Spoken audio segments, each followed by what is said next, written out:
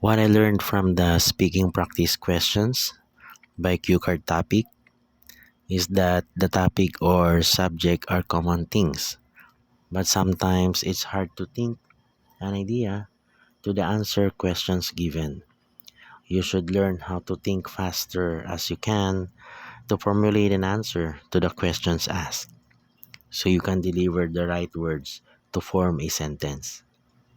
I learned to do it by constant practice in speaking and reviewing my speaking through recording my answer. Constant practice makes you develop your speaking skills in English, even if English is not my native language.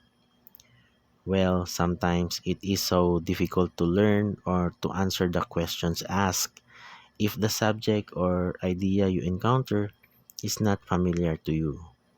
But it can be easily answered if you have more words or vocabulary ideas to think before you start to speak. You should be more familiar to things like current events or what is happening right now around you. Through these updates, you can easily answer the questions asked. Just always speak English to overcome your difficulty in speaking.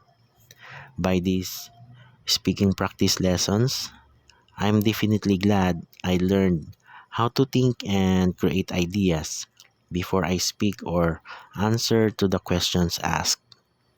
The topic or lessons I learned throughout this tutorial course will help me build my confidence and fluency in speaking. In this way, it will help me develop and enhance my speaking skills to prepare me well during the IELTS exam.